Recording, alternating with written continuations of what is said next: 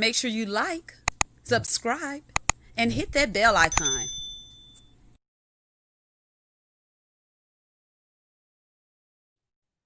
Hello and welcome to Let's Sip and Talk with Freema. So this evening I'm in my car because I'm being a basketball mom tonight. But of course I had to get this interview in. John Gunning is a returning guest and I felt the need to bring him back on because one, we have a lot more followers now, and to actually sit down and talk with a former sumo wrestler. When we spoke with him before, it was kind of early COVID, so I kind of want to touch bases and see how things are going now. And plus, being a journalist, how things have changed. Would you have did things differently? So I just want to pick his brain a little bit like we do all of our guests. But thank you all for tuning in tonight. Make sure you subscribe to the YouTube channel to see the behind the scenes of Miss Let's Sip and Talk. And make sure you mark your calendars for December the 12th. We'll be doing a first annual Let's Sip and Talk with Freema closet giveaway and friends. So make sure you spread the word on that. So without further ado, we'll bring on Mr. John Gunning.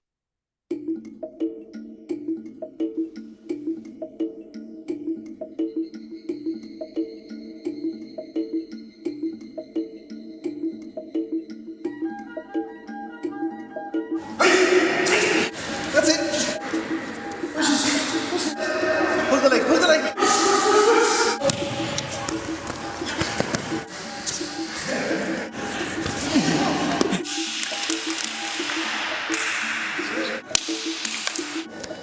One more second.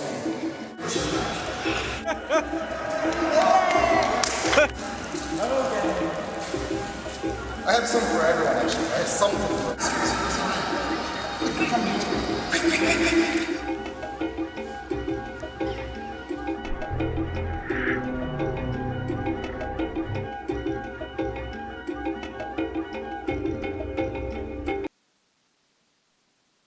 Hello, hello, hello. How are you doing this evening? Oh, I hope you can hear me. No? I think we're having technical difficulties. You can't hear me?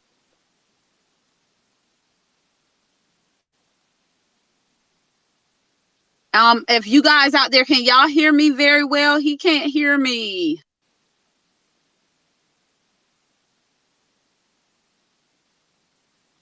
Oh, goodness.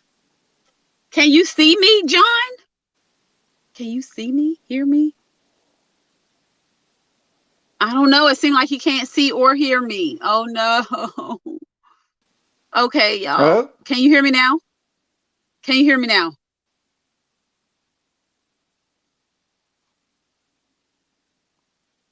I don't know. He's in Japan.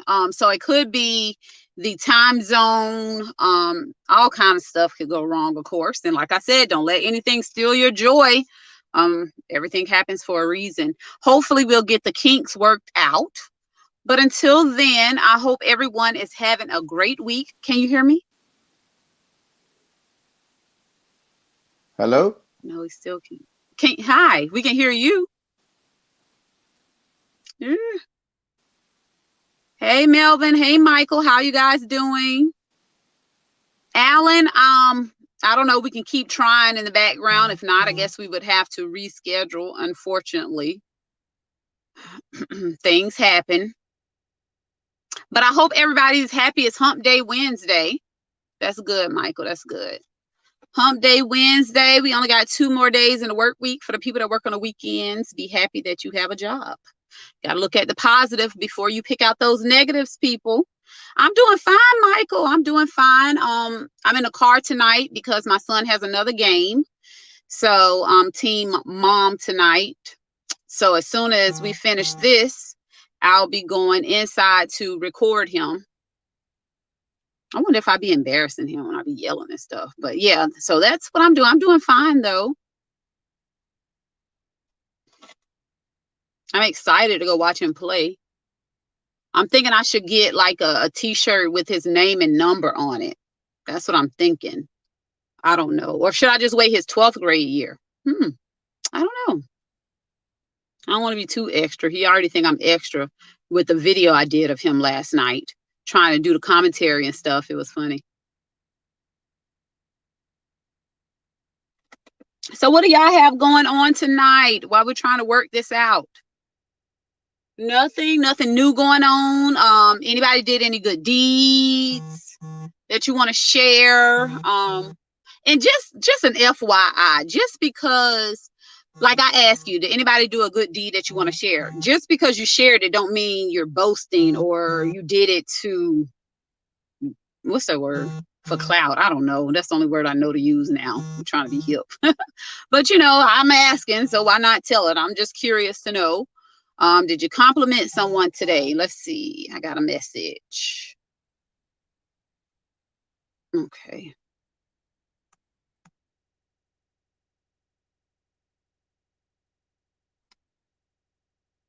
All right, so he's going to try a new device and see if that works.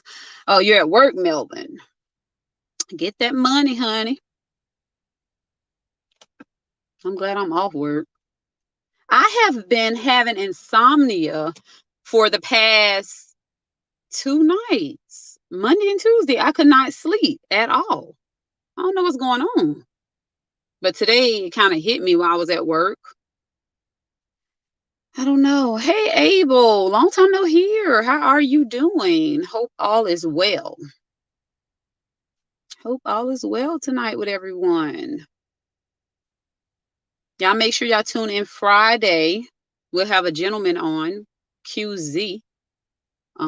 He's gonna battle me. I know it. I don't think we ever see eye to eye. Okay. So Michael, that means your daughter's a Sagittarius like me. She is the best thing ever. Yes, my birthday is December the 11th. Go Sagittarius. We rock. We are very cool people. Very, very cool people. Let's see. I got another message. Let's see what they said. Yes. So good job with having a Sagittarius, Michael. So anyone that's tuning in, make sure you guys, yours on the 17th, so you're a Sagittarius too. That's what's up. Yeah, we're some cool people. You don't find many people like us, But for December the 12th, that is the Let's Sip and Talk with Freema and Friends first annual closet giveaway. And basically what that is, I have, I'll say some friends, because I knew people that I could reach out to, and things of that sort, and who would reach out to me and want to give back. So basically, everybody either grow out of clothes, doing a new wardrobe, kids grow out of stuff. You're a compulsive shopper. You just have too much stuff and you need to get rid of it. So that's what that event is about. We're bringing out gently used items for individuals that either like thrifting or, maybe just going through a little hardship right now, So make sure y'all spread the word, share the flyer, don't be selfish with this event. Everything is free. If you don't feel you may come or you can utilize those services, don't be selfish. Share the flyer. You never know who path it might cross to where they say, what, I could really use this. I could really, and hell, you might find somebody that comes out there and able to do some Christmas shopping. It may sound funny to some people and it may sound like a blessing to others. You know what I mean? So you don't know what each person is going to have on their table. I'm hoping to have at least 10 to 15 people out there with items to give away. I'm hoping, but things come up, unforeseen circumstances. So if not, whoever can come and show up and show out, it would be greatly appreciated. But yeah, that's what this event is about. And I say first annual because I want this to be an annual event. I want to be able to allow people to just think about it. You never know. I went on a whole tangent, y'all. Here I go. But you just never know someone's struggle. You see what I'm saying? So maybe no one ever had the pleasure of actually going in the store and shopping. You get what I'm saying? They never had the pleasure of going in there and getting a couple outfits, a few outfits, some shoes or whatever. Hell, if it's a little gently used items, the tags may or may not be on it, but it still feels good to go in there and hold up them jeans or hold up that jacket, shoes, whatever, that swinger, is that what I call a swinger? Yeah, for your baby. You might find all kind of items out here. I know I had my friend, she want to bring a curio set, a nice dining room table, and I'm like, okay, we definitely want this stuff out here. However, we're gonna have to get a U-Haul or something to bring it. What if somebody don't get it? So now I'm being negative. I'm doubting myself. I'm doubting the event, and I shouldn't have did that. You get what I'm saying? So, but I say that to say this: we're gonna have some good things out there. Make sure y'all spread the word. If it's not beneficial to you, it may be beneficial to someone else. So make sure y'all share that, people. Share that.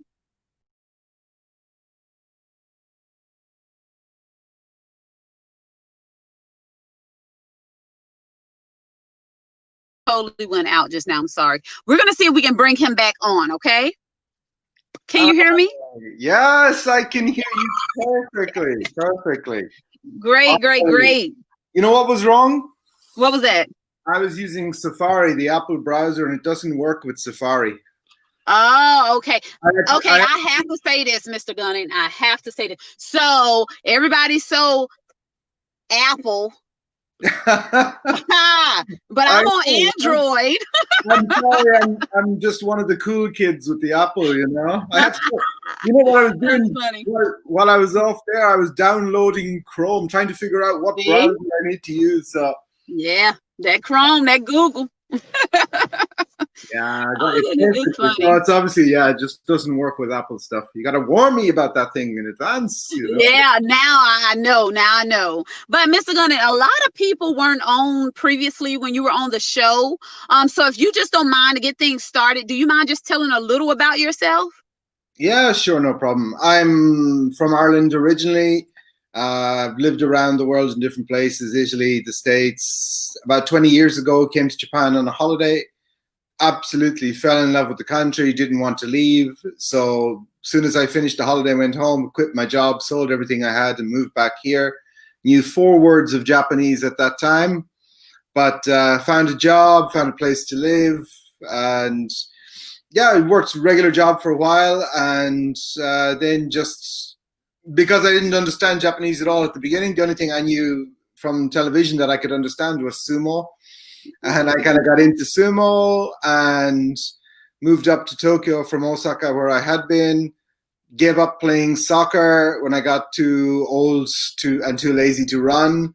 Took up sumo, did sumo for 10 years, fought in World Championships, and now I work for the national TV company here as a broadcaster and commentator, and have a weekly column for the Japan Times, the main English language newspaper. And yeah, sumo's kind of my life here now. But I also do like bits of other things, other sports as well, rugby and football and things like that. But yeah, sumo is the thing most people know me for. Wow. Okay. So I do want to touch on sumo a little bit for the ones that didn't catch the first interview, but I don't think we spoke too much about, we did speak about the journalism, but you said as far as the broadcasting and the commentary, tell me a little about that. Like, what do you do? Are you the one kind of in the background and he's moving through the crowd of people and he's going, is that kind of what you're doing? I'm not a background type of personality at all, you know. I wouldn't be. Give me the spotlight.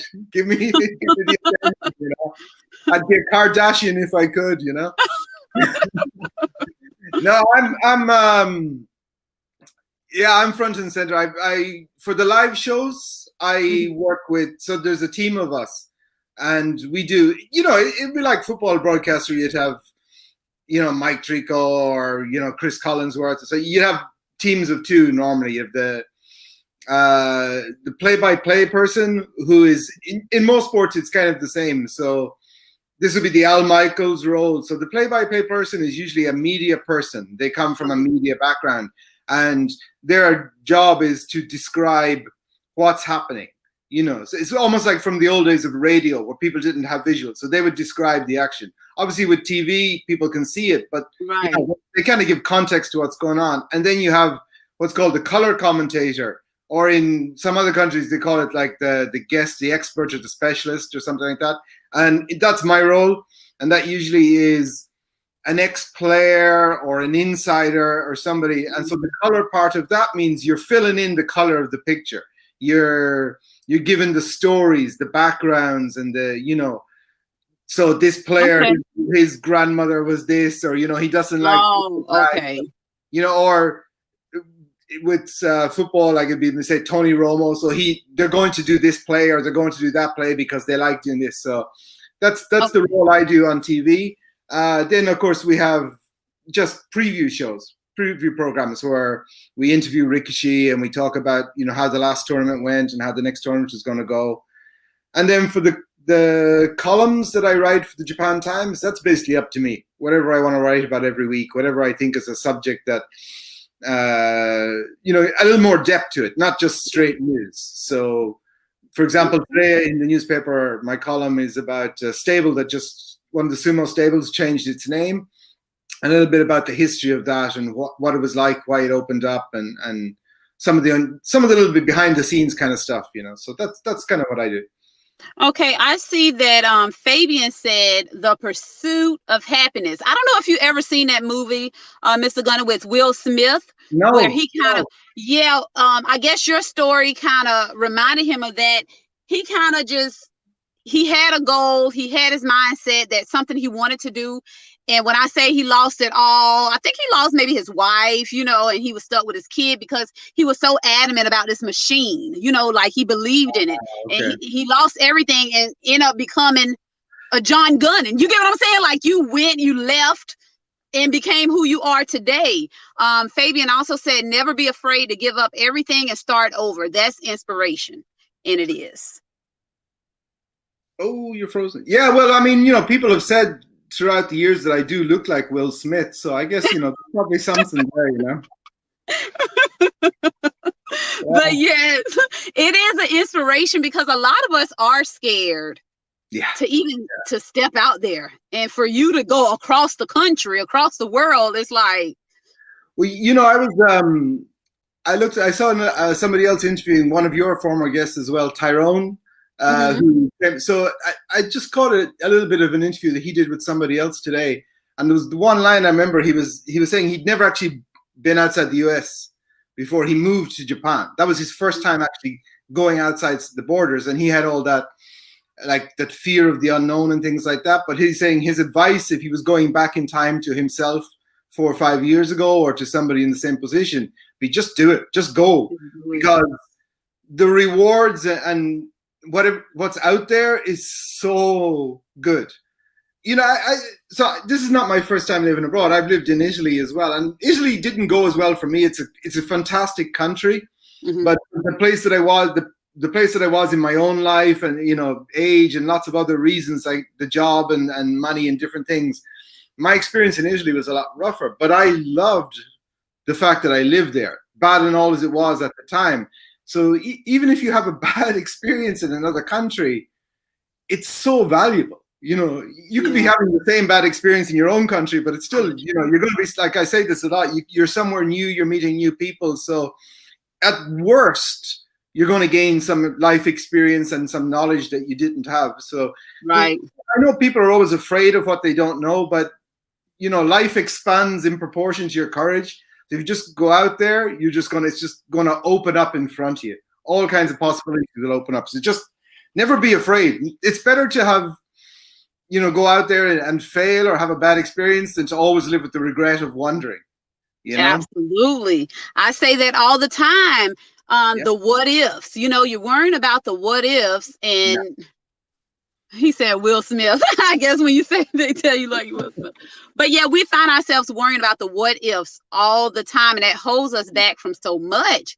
And that's when, when I spoke with you and Tyrone and the other guys, I tell the parents, because I hear a lot of parents saying, my kid isn't going to college that far, and they could be talking about 6-7 hours away. Don't hold them back because of something you wouldn't do. Let them explore. Yeah, I think that's what life's all about, right? It's just about going out there and enjoying it and doing as much as you can, and go out there, taste everything, see everything, touch everything, experience it. Turn over every rock and every stone and see what you can find underneath it. Climb cliffs. You just live life. That's what life is there for. I agree with that 100%. Even with traveling, I feel like a lot of people work hard and still feel like, okay, that's wasting money. No, that's life. That's enjoying life. That's experiencing things. Yeah, we got to stop holding ourselves back. Abel said, yeah, I love his mood. It simply meant you can find your joy anywhere, and nowhere is too far to be a home.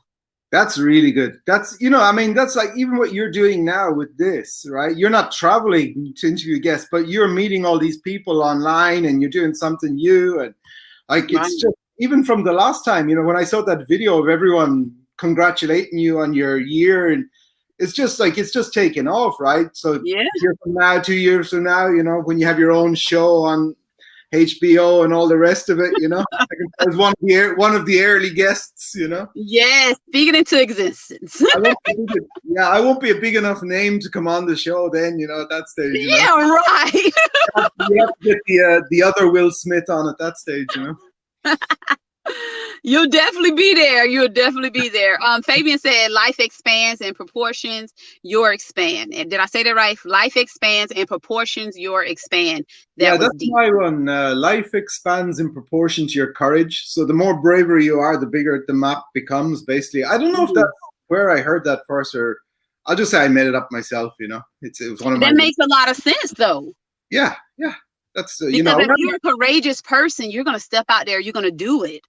Well, when I was it's a completely different thing. But when I was a kid, when I was in what would be junior high school or high school in the States, I wasn't shy, but I wasn't confident around girls and stuff like that, and I was kind of something I regretted at the time. Like there was some girls I would have liked, but I never asked out or things like that. And then when I went away to college, I went far away as well. So no one knew me. And I think it was really early in that experience. I remember just thinking one day, no one knows me here. I can have whatever personality I want, and no one will think it's strange or different. So I just said, hey, I'm going to be more confident. And then I just was like that. And everyone around me just assumed that was the way I was always.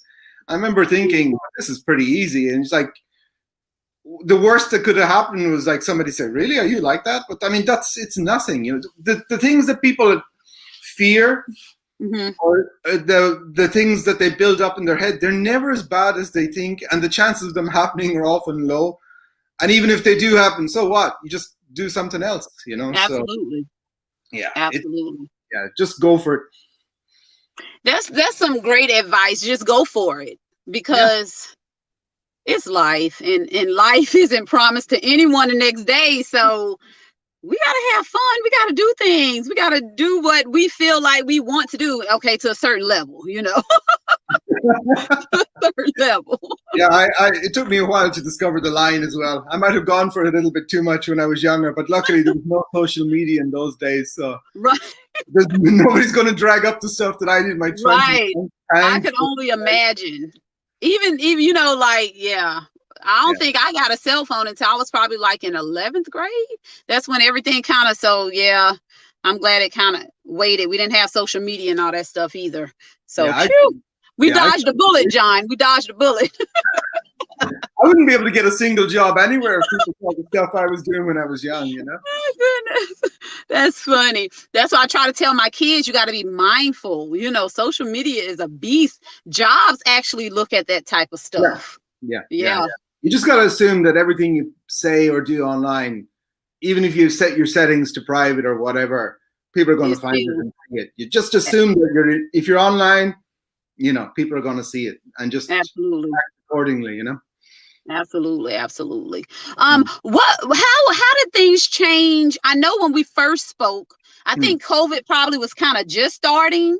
Right. How, what has happened since then, since we talked? Yeah, it's been, when was it? Yeah, probably it was early 2020, right? So I was just, the last work that I did outside of the house was in March. Oh, wow.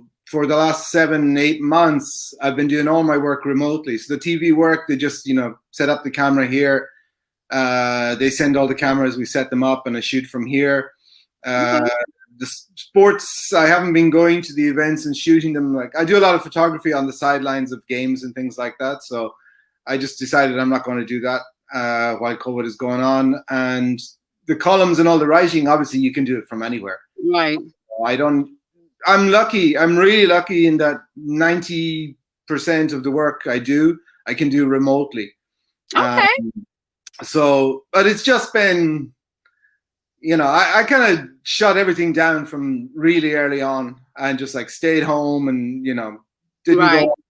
I didn't go on a train for the first 4 months. And I think my previous record in Japan had been like 2 days without going on a train because as anyone who's lived here knows, like it's just trains everywhere. There's Tokyo City has 550 different train stations.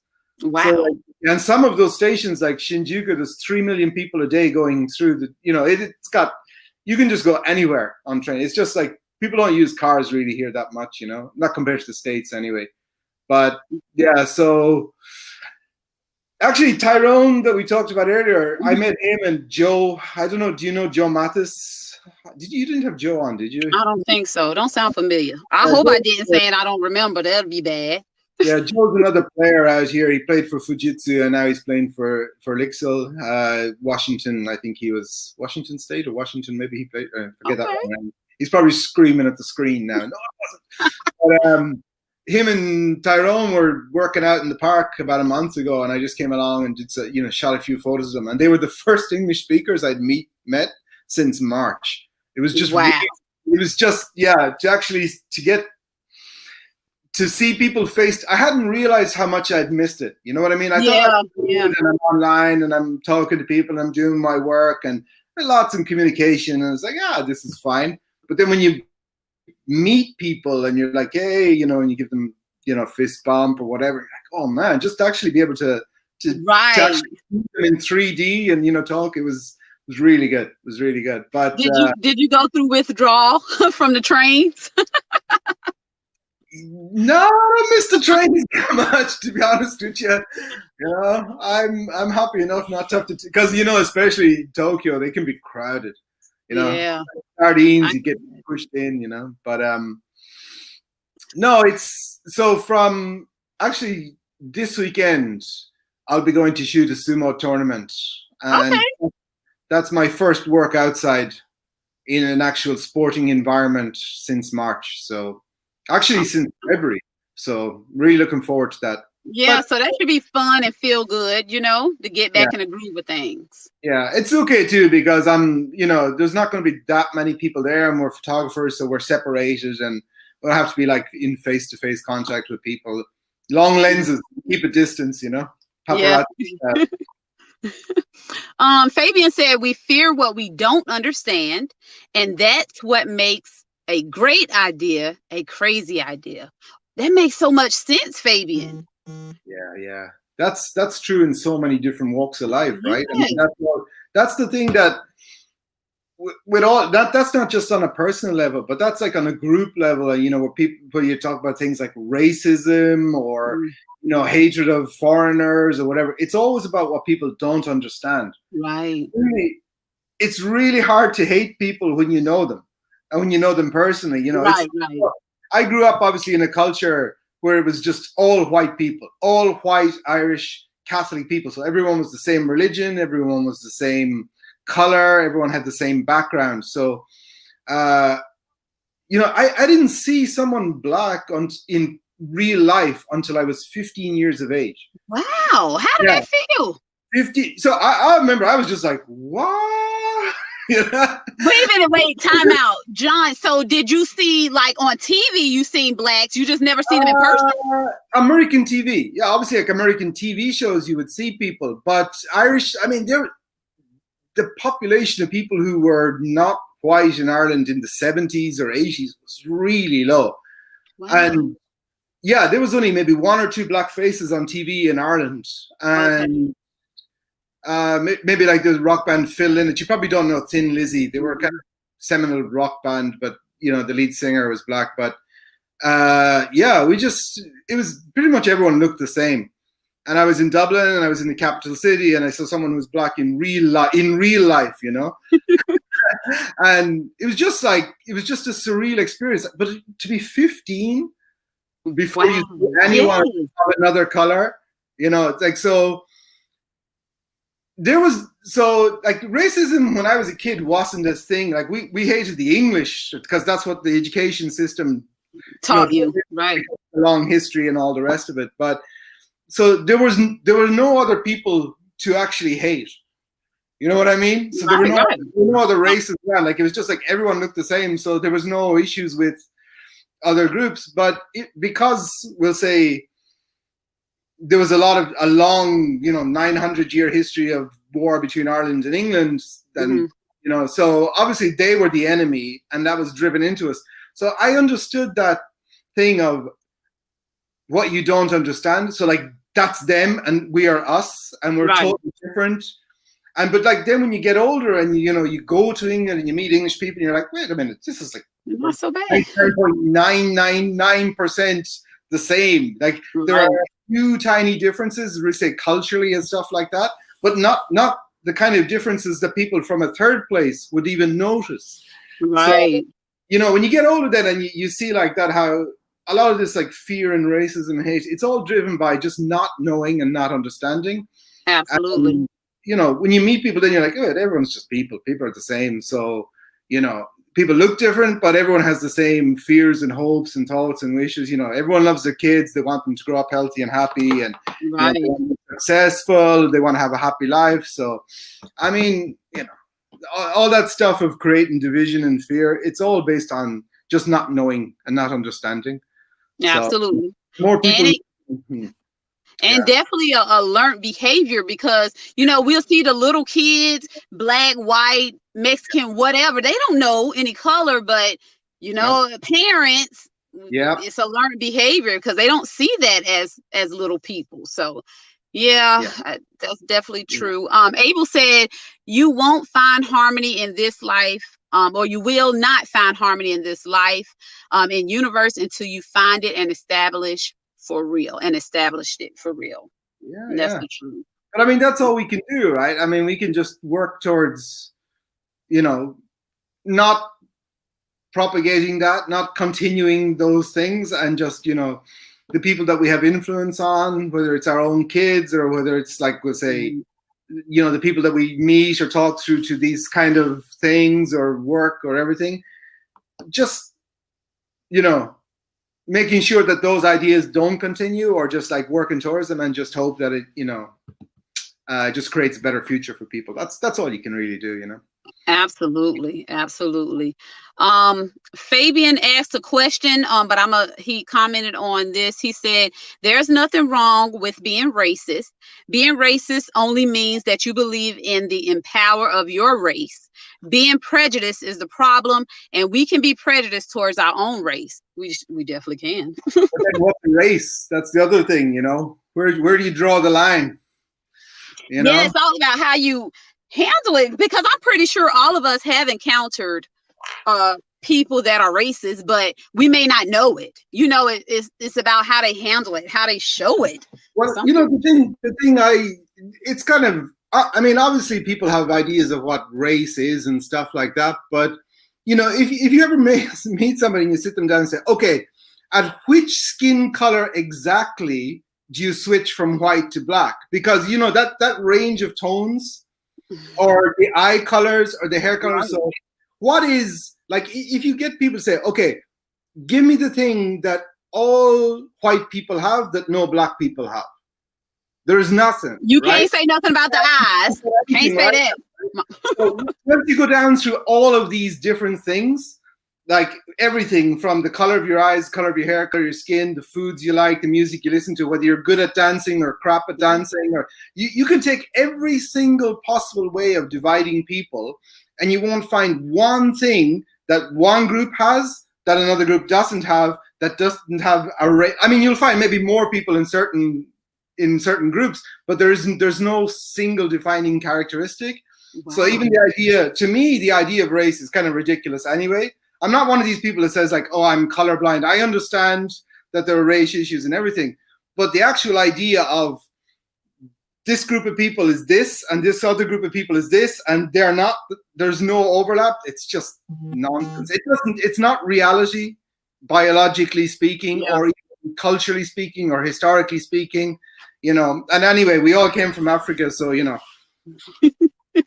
No. And he also said, we've encountered people who were prejudiced. They judged you before getting a chance to know you. Prejudged. Absolutely. Yeah, right. But I mean, I was looking. I don't know how we got onto this topic. I Now. don't know. I love it. Um, I don't know what I was looking. I was looking up something the other day. I saw some. I'd seen something. I was watching the American election and all that, and there was all these, there was a whole thing about race, and there was some word used, some that I'd never heard. So I started looking up all these racist terms, historical racist terms, and that had been used in the US. And there was one, I don't know if you've ever heard this. What is it? Smoked Irishman. Never heard it. Yeah, so apparently, like in the 1800s, early 1900s, is that a darker Irish person? It's somebody black. Oh. Because the two lowest social groups were obviously the blacks and the Irish. So there used to be, I don't know if you, this is a totally different thing, but there used to be signs in stores back like no blacks, no Irish, no dogs. This was in England. They used to put this in the window, so like you could apply for the job unless you were black, you were Irish, and obviously the dog thing was then just an extra kick, Right. So, the two low.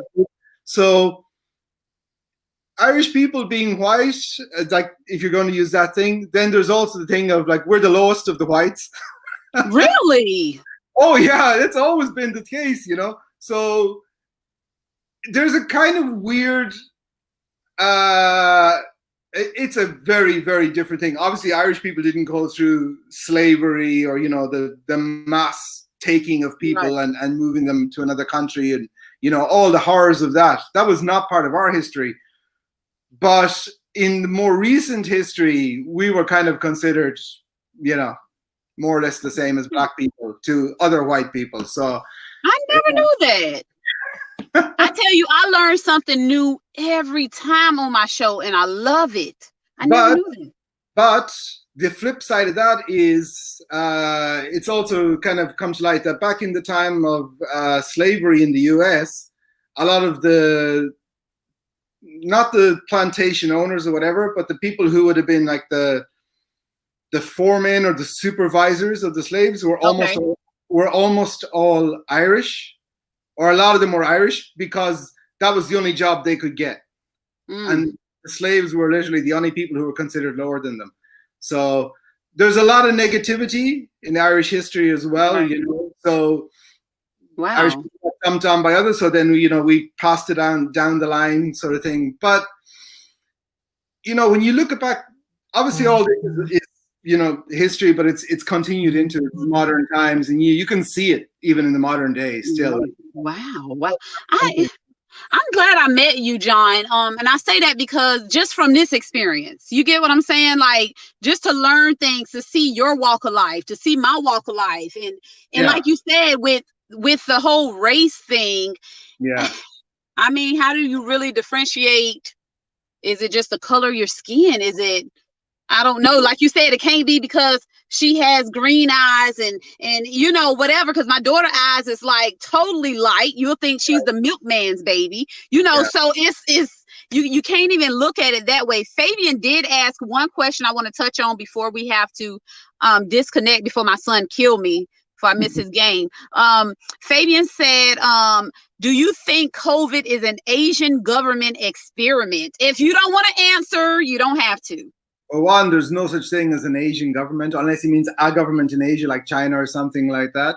And it's a coronavirus, and they're common all the time. They get mutated through stuff. So I don't think it's an experiment. I don't think it's something that was created to reckon. I'm not a person who believes in conspiracy theories, generally speaking.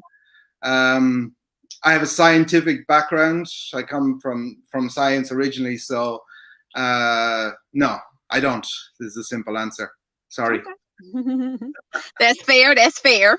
Well, John, is there before we disconnect, and I really wish, if I was a psychic and knew how this conversation was going to go tonight, I probably would have set my son down and said, Khalid, I won't be able to make it tonight because Mama has this important interview, because I love talking about realness. You see what I'm saying? Like some people want to tiptoe around subjects and feel like you can't have conversations, but I love it. So I appreciate this. I appreciate this so much. But is there anything else that you would want to share before we have to say our good nights?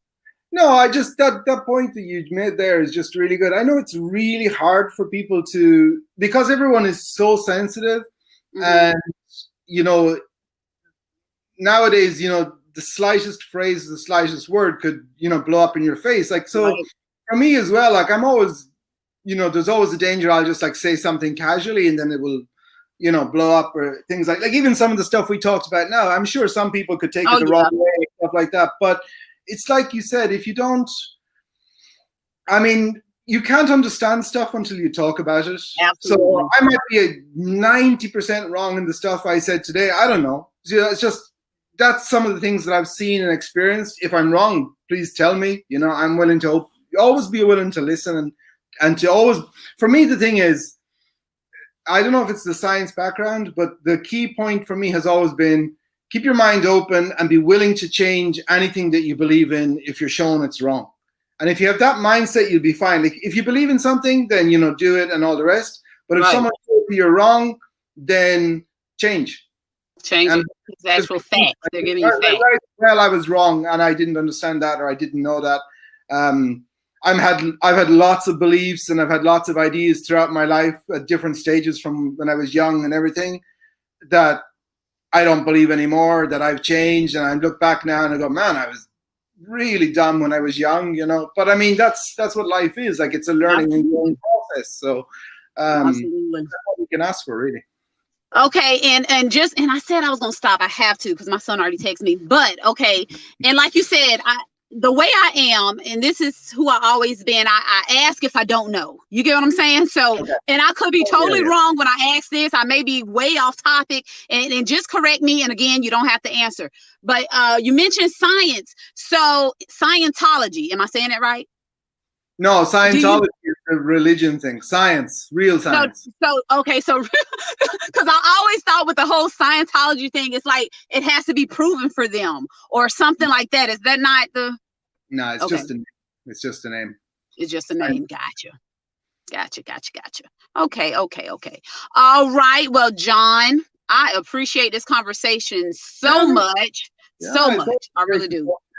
I Oh, enjoyed it. I really did. And I thank you so much for coming on again. I thank you for giving me that 1 year anniversary shout out. That meant a no. lot to me. It really did. It made me feel like so good. That motivated me just to see everybody, commending me. So I appreciate that. I appreciate you. Keep doing what you're doing. Hopefully you can mentor me so I can become better at what I'm doing.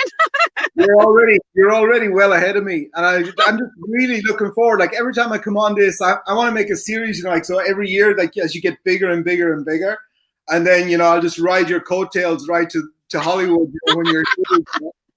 You don't have to ride it. You're there. I promise you that.